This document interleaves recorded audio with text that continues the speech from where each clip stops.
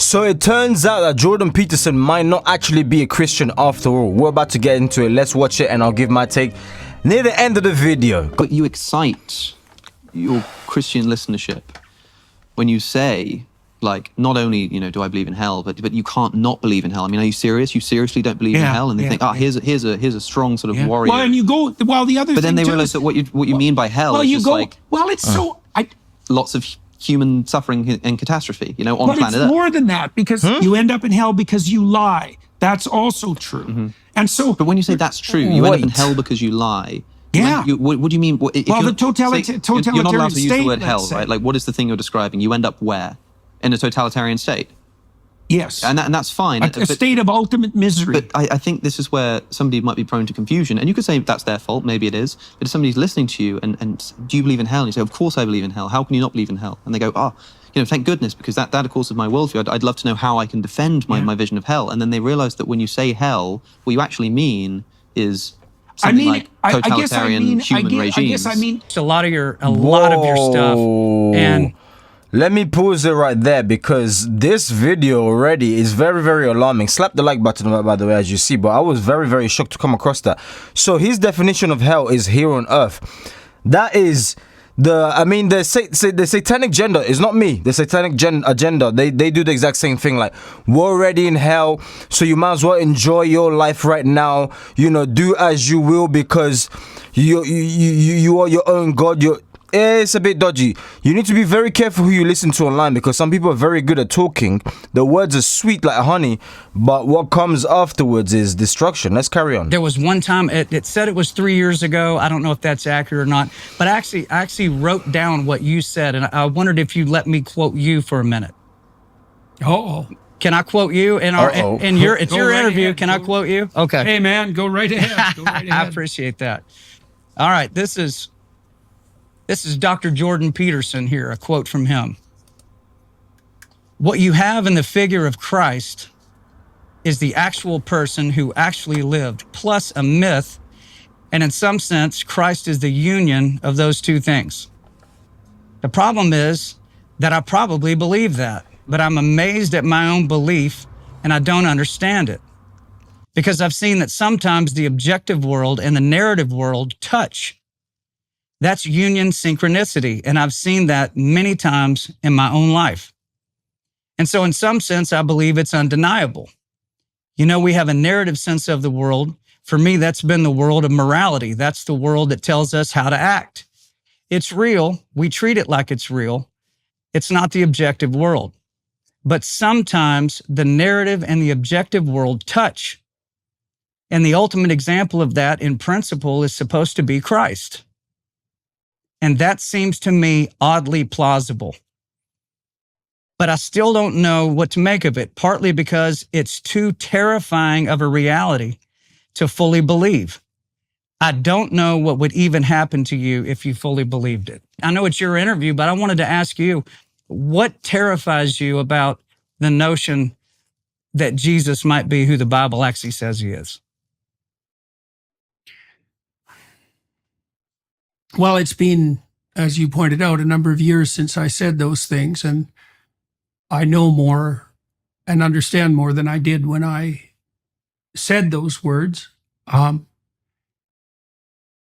started to understand in the story of Abraham, for example, God comes to Abraham as the voice of adventure, right? Because Abraham is an old man by the time God shows up, and he's living in comfort, and he has everything you might need if all you wanted to be is a satiated infant. And God is really what calls Abraham out into the world. And he has the whole catastrophic adventure of his life, right? He encounters famine and totalitarianism and war and malevolence and the destruction of cities and the necessity to offer up even his own son. I mean, Abraham's life is quite the spectacular catastrophe. And that, what would you say, the religious injunction, the deepest religious injunction, is to have exactly that catastrophe of adventure. And there's no real limit to that. And that's part of what's terrifying. You said that if the terror wasn't there, that holy terror in a sense, you wouldn't have had any compunctions about giving up your contractual relationships and the financial stability and the fame that offered, right? You already had that. There's a terror in letting that go, let's say, and only doing what would you say, what you're commanded to do or what you're invited to do by the Spirit of the truth. But the payoff is an adventure that's so disproportionately greater than whatever you would have gained by staying with your, what would you say, your hedonistic comfort, that they're not even in the same universe. Right. And it's the kind of terror. So, when God casts Adam and Eve out of the garden, or when they separate themselves from God, God puts a sword to bar the way back to the eternal garden, and the sword is on fire and it turns every which way. And what that means is that it's a sword that cuts and burns away everything that isn't worthy of being in the kingdom of heaven.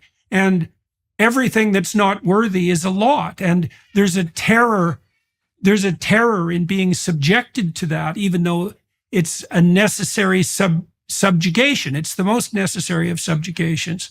And so what's the bigger gamble, though? I mean, what's the bigger terror? Is it a bigger terror to undergo that process, or to roll all the way through your life, and the second your heart stops and your eyes open up, you're standing in front of him and you knew the truth and you rejected the truth, and now what? Now he says, depart from me, I never knew you. And then it's eternal terror. Then it's eternal terror. Good forever question. and ever, and there's no coming back. You don't get a second chance at that. That's the ultimate terror. So I would ask you one more question. If Jesus is truly who the Bible says he is the creator. He is the one who exists and creates existence, which is how he's defined. He is the Alpha and the Omega. He holds the keys to life and death, to heaven and hell. Mm-hmm. If he is that person, would you ever turn your life over to him? I already did that. What a situation. Long time ago. Notice, why on earth would somebody ask you that if they believe that you already did that, or if they believe the words that come out of your mouth, the words that you're proclaiming is not congruent. It's not congruent. That's all that has to be said. In fact, I want to hear from you guys in the comment section down below. What do you believe? You did? Let's carry on. I did that a long time ago. Yeah. So how is it that I know the truth sets you free. yeah. I understand. So see, I think one place, with respect, He was that I cutting think them off. you are wrong on this subject and that you miss it, is that you think human beings have the capability to decide between left, right, truth, lie, all these things that are going on, and we're just not capable of it. I mean, we are. I'll put it to you this way. I am not looking at the real Jordan Peterson. I'm looking at what Jordan Peterson lives in for a while. You're not looking at John Rich. I just live in this thing for a while. The real Jordan Peterson lives forever. He's an eternal being. He was created by the Creator, and he was put in that body that you're in right now to last as long as it's going to last, and then that body's going to die, and then the real Jordan is released from that body. Same way it goes for me. So the only way a human being can discern what is true and what is a lie is you better have Jesus inside of you, because he's the ultimate truth. So when things come at you that are lies, which is every single day, including lies you might tell yourself or make yourself think something that's not true, have a notion about something and it seems really strong, you ask him, is that true? Like, am I thinking about this right? And you pray about it and you go, if this is wrong, man, don't let me do that. Put me in the right spot, even though it seems totally obvious that I should do this in my own eyes. And he will. But the only way that works is if you have yielded to him, turned over the entire control to him, become a bondservant to him. He's the ultimate truth. If a lie comes into contact with the ultimate truth, which one is more powerful at that point? Is the truth more powerful than the lie? Of course it is. It's the ultimate power, is the real truth. So if you've got the real truth living in you, which is not something you have on your own, we're inherently evil. Doctor, we are born into sin. Sin is anything that is less than perfection. So in your life, it's not the doctor calling the shots. Not when I'm oriented properly. What orients you? Good questions. Holy terror. Look, I'm trying to say the things that I believe serve the truth. Like, and I have reason for that, like, because I know what the alternative is. If the alternative's bleak, like bleaker than you can imagine. And so step carefully. That's my presumption. And hope and pray that you're careful enough to walk the straight, narrow path. But it's impossible. You can't do that. I can't do it. You can't do it. Oh, I understand. You know? I understand what you mean. I don't take any issue with what you've said. Yeah. No, I don't think you do, and I'm not trying to have an issue. I'm just I understand. I've studied what you've been saying, and I know you look at the Bible.